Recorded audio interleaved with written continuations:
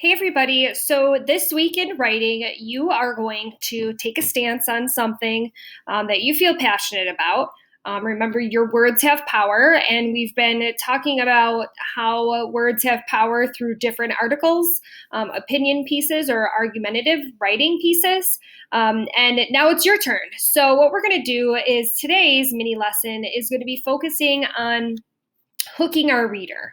And when you choose a topic, and you might have a topic such as one of these: should cars be banned in cities? Should students wear uniforms? Should Halloween be moved to a Saturday? Is technology making us rude? Should schools have to go to school online for a snow day?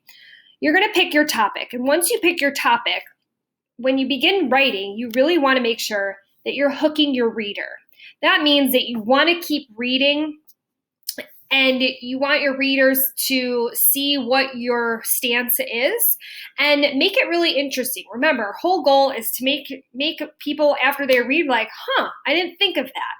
So when we're hooking your reader, you're going to start your story, in this case, your article, with maybe even a sound, an action, a question, or even some dialogue. And we're going to take a peek at how different pieces of writing, how it could look in your argumentative writing piece. So in the article, What Should Devin Do? Here is their hook in the beginning of their article. Devin says, "My friend Kyle is awesome. He's so funny, and we like all the same movies. There's just one problem. His breath is seriously bad. Should I tell him or pinch my nose and keep my mouth shut?" So here, the author is hooking the reader. One, they're giving some descriptive writing, right? They're telling that Kyle is awesome, that he's very funny, they like all of the same movies. And another hook, they're stating the problem. Right away, we're like, what's the problem? And Devin states that problem. And then they're also adding a little smidge of humor in the question. Should I tell him or should I pinch my nose and keep my mouth shut, right? Because when someone's breath stinks, it stinks. So they're adding a little bit of humor here to make you like, I didn't really think of that. What should Devin do? In the second article that you guys read last week, Should Middle Schools Have Recess? In this one, I just want to make sure I'm not, okay. In this article, we're hooked by giving a setting. The author gives us a setting. They show some feelings, and it also makes you think, I wonder where it went. So let's go back to that hook, that beginning piece, and you can see that the sentences are really not all that long. We just want to make sure that you're being creative enough and creating a hook that's really going to interest your readers to read forward. Madeline Hamilton was bursting with excitement. The principal of her school in Franklin, Tennessee, had just made a big announcement. Recess was coming back. So already we're seeing that there's some sense of excitement here. You could already know what stance that author is going to make. We know that Madeline, in her eyes, she's really, really excited for it. Meaning it wasn't there and now it's coming back. And we're probably going to see a little bit of perspective through Madeline Hamilton's view about explaining why recess should be happening.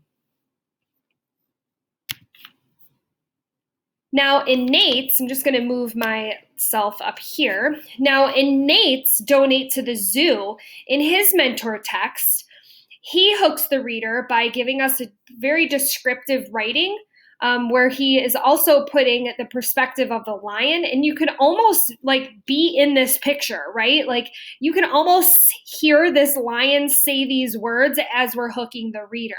And he almost makes up like a fun little short story. And that's what Nate wanted to do. You might choose something completely different, and that's okay. So let's go back and zero in on how Nate really hooks the reader here. Imagine you are a lion. You don't have the space to roam around you. You feel uncomfortable. Then a few days later, your caretaker brings you a to a bigger spot in the zoo. You look around and you notice more room to roam, more rocks to climb, and it's more comfortable for you in your pack. How does this happen, you wonder? So he's also asking a question there. Then you realize it's from all the money donated to zoos. So in that hook, Nate actually states his opinion. You can tell right off the bat, paragraph 1, that hook, you know that Nate is going to be talking about donating money to the zoos. You know that he feels very, very important on this topic. He's taking a stance. So when you are creating your opening paragraph, make sure you're hooking your reader and that you're also taking time to take a stance. You need to tell your readers what side you're thinking. So if it's donate to the zoos, I'm taking a stance. I think everybody should donate to the zoos. Then we know where your rest of your article is going to go. Okay? So be thinking of that and how when you are hooking your reader, make sure in that first paragraph you are saying what your claim is. Whether Devin should tell her friend Kyle his breath stinks, and I'm going to tell you the reasons why. Or maybe it's in middle school, I don't think there should be recess. Here's the reasons why. So if you look here in Nate's opening, he gives a really fun descriptive way right here. Follow my arrow. He tells you what he feels. He feels he's taking a stand that people should donate to zoos. And in here, he's giving his 3 reasons why. And when we read, we're going to have a paragraph for each of those 3 reasons. Tomorrow, you're going to dive deeper in making your claim. And then as the week goes on, we're going to develop making your claim, providing evidence, and reasonings to support your claim. All right, so think of a crafty way to hook your readers. Now, boys and girls, it's your turn. So head over to your Google Doc that needs to be started. It's your turn. Be crafty and think of some different ways to hook your reader when it comes to those argumentative writing pieces. All right, take a stance. Remember, your words have power. So take a stance.